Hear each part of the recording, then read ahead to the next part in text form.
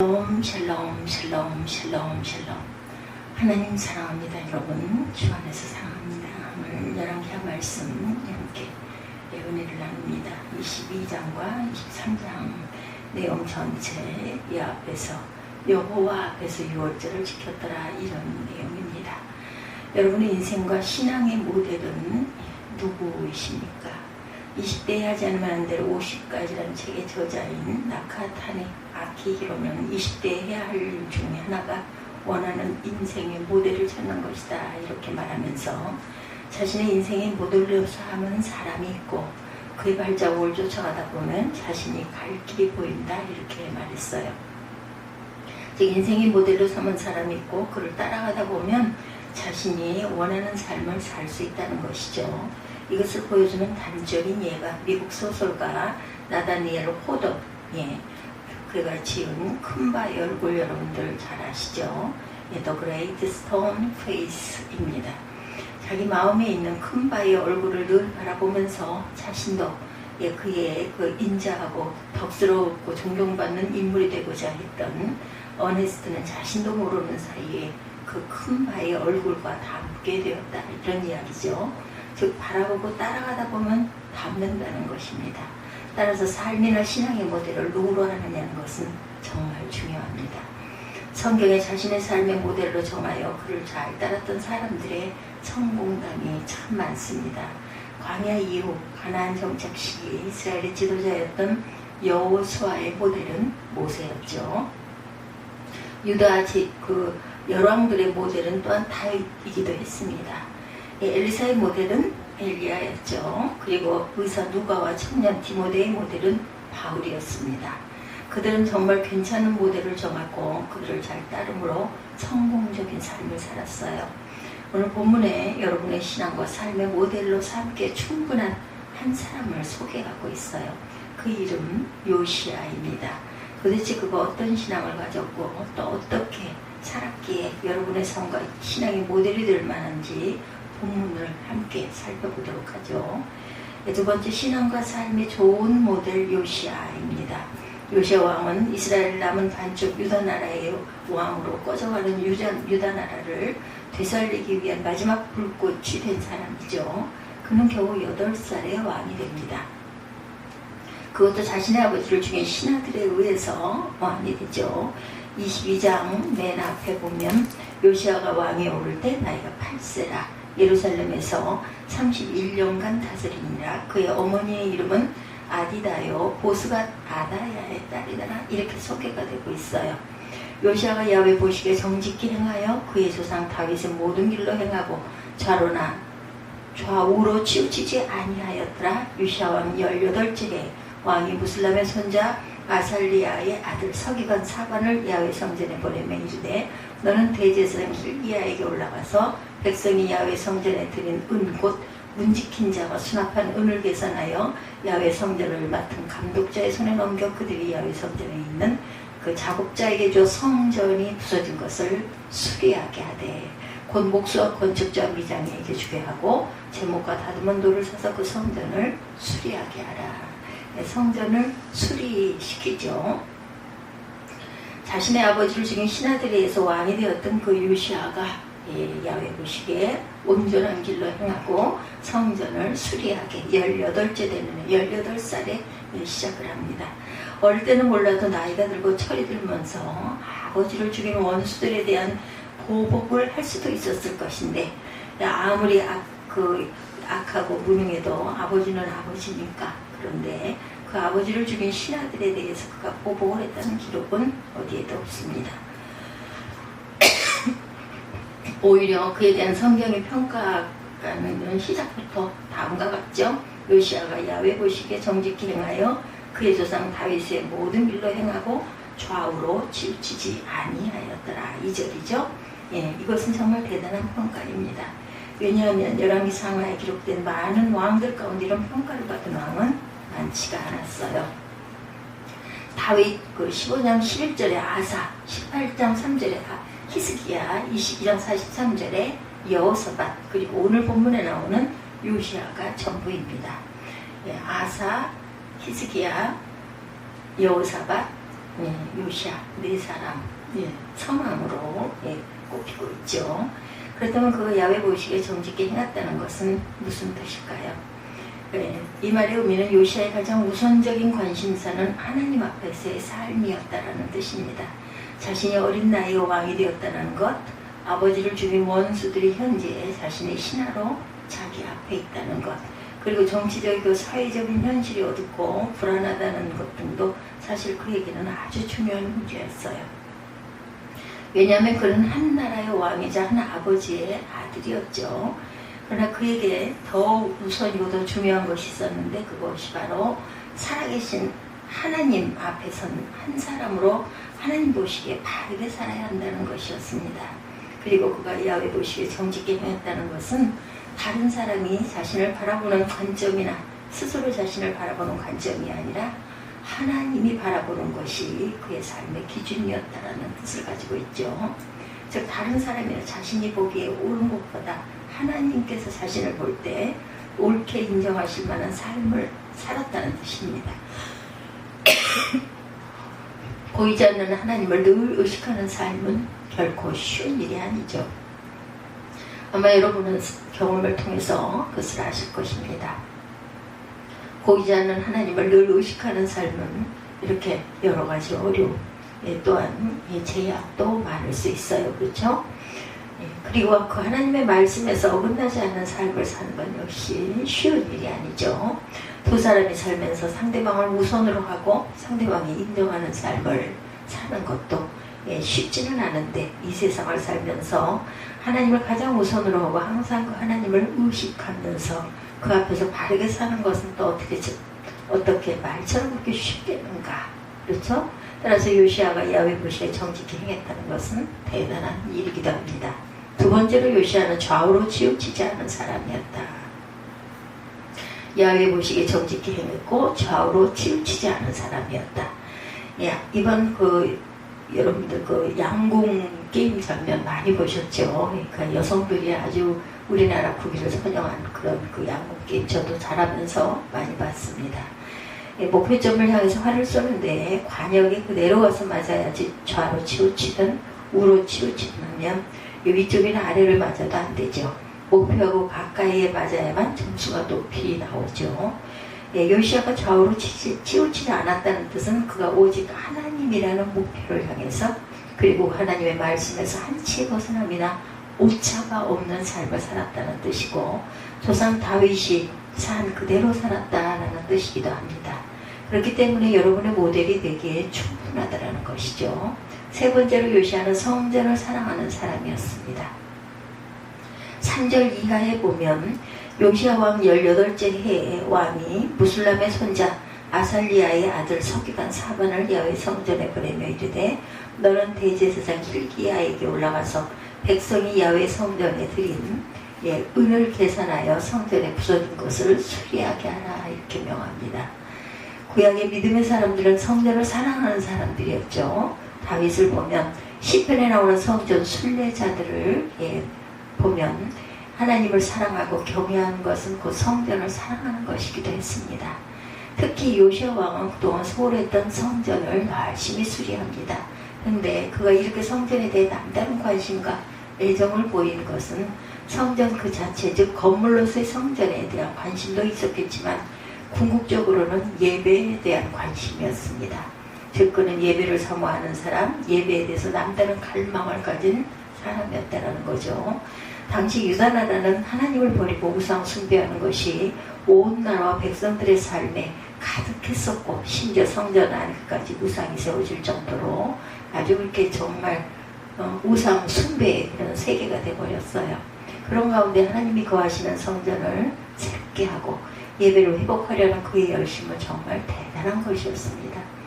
여러분들에게 이와 같은 하나님의 집을 향한 열심, 예배를 갈망하시는 그런 사랑이 있으십니까? 요시야처럼. 그런데 이 정도만 해도 요시야 왕은 전심으로 하나님을 경외한 신앙이라는 것이 충분하지만 이것이 전부가 아니었습니다. 이보다 더 중요한 것이 그에게 있었는데 그것은 그가 말씀을 듣고 보인 반응에서 알 수가 있죠. 성전을 보수하라는 왕의 명령을 받고 성전을 수리하던 대제사장 hil기야가 율법책 모세오경을 발견하죠. 이 율법책을 hil기야는 서기관 사반을 통해서 왕에게 보냅니다. 율법책을 받은 사반은 요시아에게로 가져가 그 앞에서 읽었어요.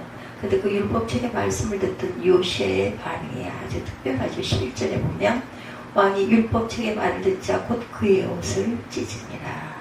여기서 그가 옷을 찢었다는 것은 자신의 죄를 깨닫고 그것 때문에 괴로워했다라는 뜻입니다.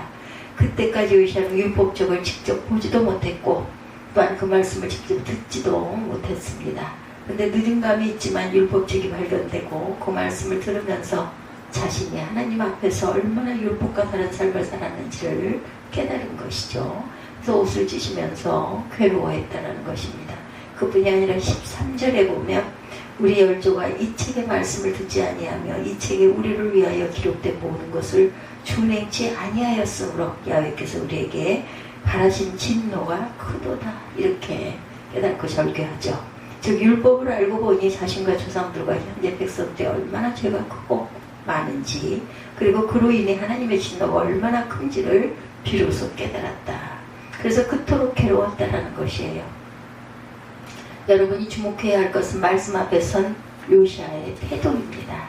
만약 성전에서 율법책이 발견되지 않았다면 요시아는 어떠했을까요? 당연히 옷을 찢는 일이 없었을 것이고 자신과 유다를 향한 하나님의 그러한 그 열심도 깨달지 못했을 거예요. 네, 오히려 성전 수리가 순조롭게 진행되고 난 후 깨끗해진 성전을 바라보면서 보람을 느꼈을 것이고 자신의 그 업적에 대해서 하나님께서 기뻐하실 것이다 이렇게 생각을 했을 거예요. 요시아는 율법책을 발견하기 전까지 산당과 아세라 목상 등 모든 우상을 제거하는 일에 온 힘을 쏟았습니다. 열왕기하에서는 율법책이 발견된 것이 먼저인 것처럼 기록되고 있지만 역대하를 보면 우상을 제거한 일이 먼저다 이렇게 말하고 있죠. 그런데 요시아는 하나님의 말씀 책이 발견되지 않았더라도 탁월하게 뛰어난 신앙인이었어요. 그가 유다의 종교 계획을 이룬 것에 대해서 충분히 만족할 만했다는 것입니다. 그렇지만 요시아가 우상을 제거하는 일에 온 힘을 쏟을 때 그에게는 하나님의 말씀이 없었어요. 그래서 요시아는 자신의 죄악을 보지 못했고 유다를 향한 하나님의 크신 진노 또한 보지 못했습니다. 하나님은 율법책을 발견하게 하심으로 요시아로 하여금 자신을 하나님의 눈으로 말씀으로 바라보게 했고 그 결과 자신만이 아니라 유다 나라 전체가 얼마나 악한지, 그래서 그에 대한 하나님의 진노가 얼마나 큰지를 보게 하시고 그것 때문에 옷을 찢을 정도로 애통하게 만듭니다. 이것은 정말 중요하죠. 말씀이 없으면 자신이 어떤지, 지금 자신이 하는 일이 잘하는 것인지 못하는 것인지 분별할 수가 없어요. 그러나 말씀 앞에 설 때 자신과 자신의 삶과 주변을 바로 보게 되는 것이죠. 오늘 여러분이 하나님 앞과 예배의 자리에 나온 이유가 어디에 있습니까? 하나님과 말씀 앞에서 여러분 자신을 발견하고 여러분의 죄를 범으로써 통회하기 위함이죠. 예. 우리는 우리 행한 바를 생각하면서 스스로에게 만족하는 경우들이 많이 있어요.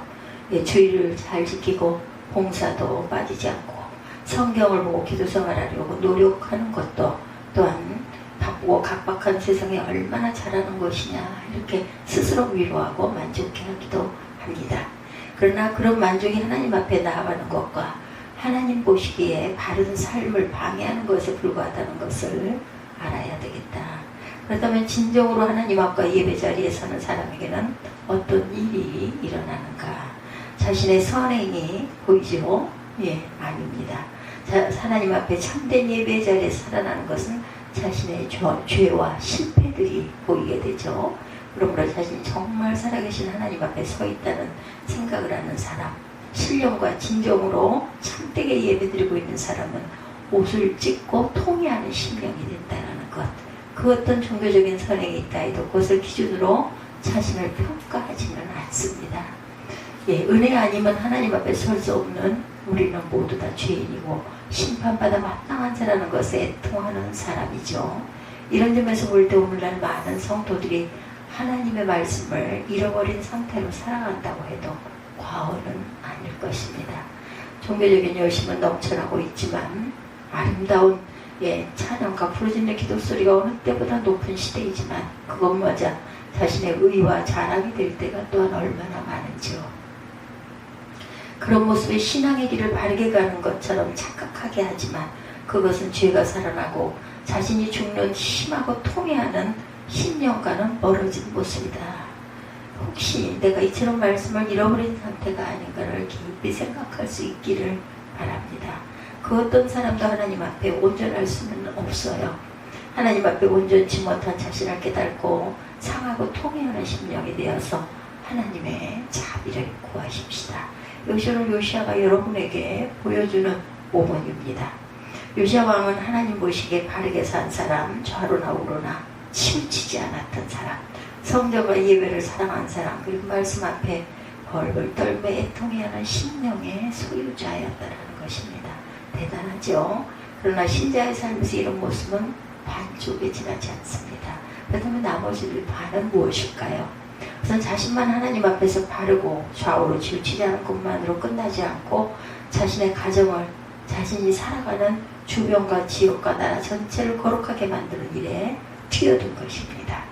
요시아 왕은 23장 1절부터 보는 대로 유다와 예루살렘의 모든 장로들, 즉 나라의 지도자들을 불렀고 제사장들과 선지자들, 그 종교 지도자들을 불러 모읍니다. 모든 백성 노소를 만원하고 성전으로 불러 모으죠. 그리고 그들에게 하나님의 말씀을 읽어서 듣게 합니다. 백성들이 하나님의 말씀을 다 들은 후 요시아가 단에 올라와 야훼 앞에서 언약을 세우죠. 23장 3절 봅니다. 왕이 단 위에 서서 야훼 앞에 언약을 세우되 마음을 다하고 뜻을 다하여 야훼께 순종하고 그의 계명과 법도와 율례를 지켜 이 책에 기록된 언약의 말씀을 이루게 하리라. 매 백성이나 그 언약을 따르기로 하니라.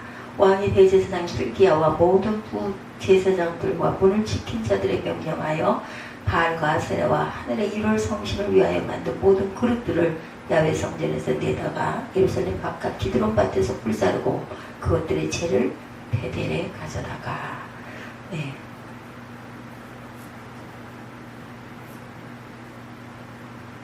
옛적의 유다 왕들이 세워서 유다 모든 성읍과 예루살렘 주의 산당들에서 분향하며 우상을 섬기게 한 제사장들을 패하고 바알과 해와 달과 별대와 하늘의 모든 별에게 분향하는 자들을 패하고 야훼 성전에서 아세라상을 내다가 예루살렘 바깥 기드론 시내에 가져다 거기에서 불사르고 빻아서 가루로 만들어 그 가루를 평민의 묘지에 뿌리고 야훼 성전 가운데 남창의 집을 헐었고 그곳은 여인이 아세라를 위하여 휘장을 짜는 처소였더라. 또 유다 각 성읍에서 모든 제사장들을 불러오고 제사장이 분향하던 산당을 게바에서부터 브엘세바까지 더럽게 하고 또 성문의 산당들을 헐어버렸으니 이 산당들은 그 성읍의 지도자 여호수아의 대문옥이 곧 성문 왼쪽에 있었더라.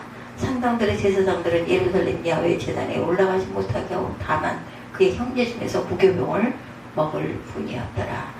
왕이 또 흰놈의 아들 골짜기에 도벳을 더럽게 하여 이편 사람도 몰록에게 드리기 위하여 어떤 사람도 몰록에게 드리기 위하여 자기의 자녀를 불로 지나가지 못하게 하고 유다 여러 왕이 태양을 위하여 드린 말들을 제하여 버렸으니 이 말들은 야훼 성전에서 들어가는 곳에 근처 네시나단 멜렉의 집 곁에 있던 것이며 또 태양 수레를 불사르고 유다 여러 왕이 아하스의 타락 지붕에 세운 제단들과 므낫세가 야훼 성전 두 마당에 세운 제단들을 왕이 다 헐고 거기서 빻아내려서 그것들의 가루를 기드론 시내에 쏟아버리고 예루살렘 앞 멸망의 산 오른쪽에 세운 산당들을 왕이 더럽게 하였으니 이는 옛적의 이스라엘 왕 솔로몬이 시돈 사람의 가증한 아스타롯과 모압 사람의 가증한 그모스의 암몬 자손의 가증한 밀곰을 위하여 세웠던 것이며 왕이 또 석성들을 깨뜨리며 아세라 목성들을 짓고 사람의 해골로 그곳에 채웠더라.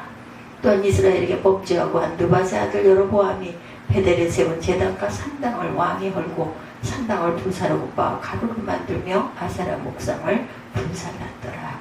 15절까지 이렇게 대단한 개혁을 단행하죠. 모든 우상, 모든 산당들을 다 멸하죠. 나라의 지도자들을 부르고 제사장과 선지자 등 종교 지도자들을 불렀고 백성들을 노소를 막나누고 또한 성전으로 불러 모읍니다. 그리고 그들에게 하나님의 말씀을 읽어 듣게 하죠. 백성들이 하나님 말씀을 다 들은 후 요시아가 담에 올라가 야훼 앞에서 언약을 하는 장면이 23장 3절에 나오죠. 마음을 다하고 뜻을 다하여 야훼께 순종하고 그의 계명과 법도와 율례를 지켜 이 책에 기록된 언약의 말씀을 이루자. 그러자 모든 백성들이 다 그 언약을 따르기도 합니다. 요시아는 율법의 말씀을 통해서 하나님께서 원하시고 기뻐하시는 삶이 어떤지, 하나님의 백성은 어떻게 살아야 하는지를 깨달았던 거죠. 그래서 온 백성을 불러 모아 하나님 앞에서 잘못된 것을 고치고 하나님과의 관계를 회복하게 하려고 이런 일을 하고 있었던 것입니다. 나 하나 잘 살면 된다는 것은 올바른 신앙이 아니죠. 자신과 주변과 모든 사람이 다 하나님 앞에 바로 서는 것을 추구하는 것이 바로 바른 신앙이다. 요시가 보여주는 것이 바로 이런 것이었습니다. 그리고 23장 4절부터는 요시아가 추진한 종교 개혁의 구체적인 내용들이 기록되어 있죠. 요시아가 단행한 개혁은 참으로 철저했습니다. 제가 성경을 쭉 읽은 것처럼 성전에 있던 바알과 아세라와 하늘의 별을 섬기는 데 쓰던 모든 기구를 내어다가 불살랐죠. 또한 전국에서 활동하던 가짜 선지자들과 우상을 예배하던 사람들을 모두 제거합니다. 그리고 전국의 산지에 있던 산당도 모조리 치워버리도록 해요. 이렇게 개혁을 단행한 요시아 왕은 그 개혁의 마침표로 유월절을 지키게 하죠. 21절부터 23절에 왕이 뭇 백성에게 명령하이르되 언약책에 기록된 대로 너희 하나님 야훼를 위하여 유월절을 지키라 하며, 사사가 이스라엘을 다스리던 시대부터 이스라엘 여러 왕의 시대와 유다 여러 왕의 시대 이렇게 유월절을 지킨 일이 없었더니 요시아 왕 18째 해에 예루살렘에서 야훼 앞에 유월절을 지켰더라. 요시아 왕 18째면 18년이죠. 요시아 18년. 유월절은 출애굽하던 이스라엘에게 구원의 기념이고 새 출발을 의미합니다. 하나님의 백성들의 거듭난 날이었던 이 유월절을 지킴으로 언약식 새로운 출발을 결단하죠. 18년 요시아 왕 18년째면은 7살의 왕에 올랐으니까 25살 정도 됐어요. 그리고 이는 남유다와 북이스라엘 통틀어 처음 행한 왕이라는 명예도 안겨집니다. 이렇게 시작한 끝이 시작과 끝이 동일할 수가 있겠는가. 어린 나이에 왕이 되었을 때부터 평생을 한결같이 하나님 보시기에 바르고 경건하고 개혁적인 삶을 산 요시아는 정말 특별한 신앙인임에 틀림없었습니다. 그 어두운 시대에 유다가 저물어가는 시대의 왕이 되어 나라를 새롭게 한 요시아의 업적을 칭찬받아 마땅하고 하나님께서 복 주실 모습이죠. 그런데 그의 마지막은 우리가 기대하는 것과는 많이 달랐습니다. 우리가 그의 삶을 끝까지 그래서 주목할 수밖에 없는데, 요시아 왕이 우리 앞에 믿음의 모델이 되는 마지막 이유는 그의 삶의 마지막 모습마저 우리에게 주는 하나의 메시지가 되죠. 믿으면 모든 일이 잘 된다는 뒤의 말들은 사람의 귀에 솔깃하게 하고 설사 나중에는 그리 되지 않았을지라도 당장은 힘이 되고 위로가 되는 말이기도 합니다. 그러나 우리가 아무리 잘한들 그것이 하나님의 복을 받을 조건이 되고 천국에 들어갈 자격이 될 수가 있겠는가. 23장 26, 7절에 보면 그러나 야훼께서 유다를 향하여 내신 그 크게 타오르는 진노를 돌이키지 아니하셨으니 이는 므낫세가 야훼를 경노하게 한 그 모든 경로 때문이라. 여호와께서 이르시되 내가 이스라엘을 물리친 것 같이 유다도 내 앞에서 물리치며 내가 택한 이 성 예루살렘과 내 이름을 거기에 두리라 한 이 성전을 버리리라. 이렇게 말씀하십니다. 이 말씀을 보시면 여러분들 어떤 생각이 드십니까? 요시아가 성전을 비롯해서 예루살렘과 온 유다의 가득한 우상을 모두 부수고 성전을 수리하고 그동안 지켜지지 않던 유월절까지 지키는 신앙 개혁을 단행하였어 큰 성공을 이루었는데도 하나님은 여전히 유다를 향한 진노를 돌이키지를 않으셨다는 거죠. 요시아가 하나님 보시기에 정직히 행하고 오랜 세월 동안 뿌리 깊이 내려오던 우상과 사탄까지 제거하는 철저한 개혁을 단행해서 유다를 바른 신앙 위에 세우는 공로가 있다면 그 공로를 보셔서라도 유다에게 선포했던 진노를 거두시지 않을까라고 기대합니다. 그러나 오늘 본문은 그러한 기대를 묵살해버리고 오히려 유다에 대한 하나님의 진노가 얼마나 확고한지 어떤 특별한 여러 번 강조하는 이 내용입니다. 정말 대단한 신앙과 삶을 살았던 요시아에게 개인적인 복을 주신 것도 아니에요. 하나님이 요시아에게 어떤 특별한 복을 주시질 않았습니다. 복을 주시기는커녕 오히려 젊은 나이에 죽게 하죠. 요시아가 8살에 왕이 된 후 31년을 치리했으니까 39이라는 젊은 나이에 죽습니다. 이처럼 하나님은 신앙을 행한 요시아에게 우리가 생각하는 것 같은 복으로 갚아주질 않으셨어요. 그렇다면 요시아 왕이 저와 여러분에게 보여주는 것은 과연 무엇일까? 요시아의 신앙과 헌신이 유다를 향한 진노를 거둘 수 있는 의가 되지 못한 것처럼 우리 역시 아무리 뛰어난 신앙을 가지고 있다 해도 그것이 하나님 앞에 우리의 의가 되거나 자랑거리가 되지는 못한다.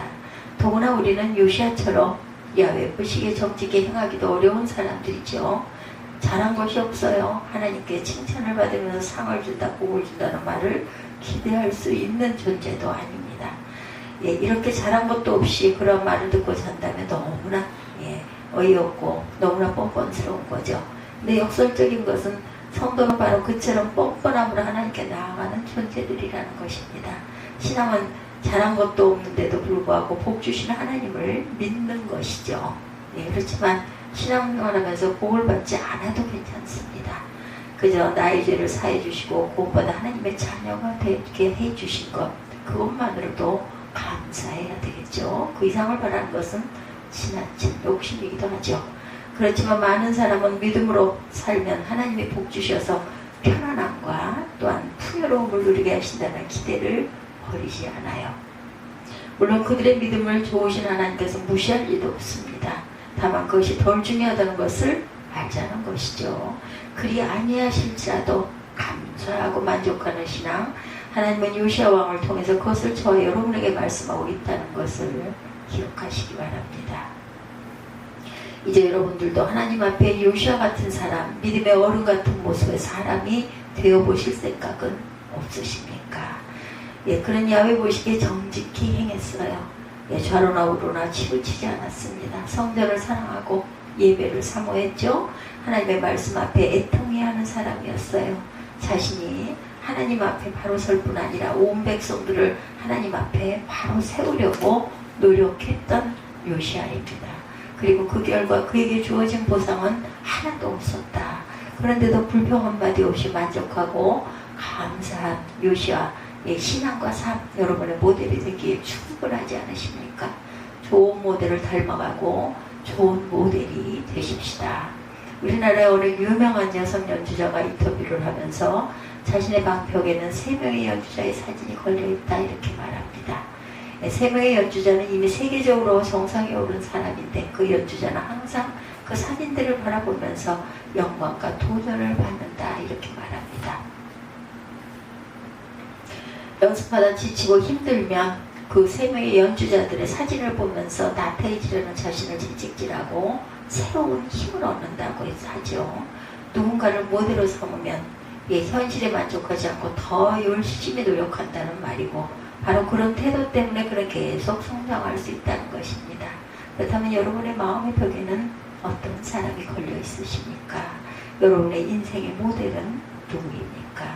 아버지는 내 인생의 역할 모델이자 오늘의 저를 있게 한 원동력이었습니다.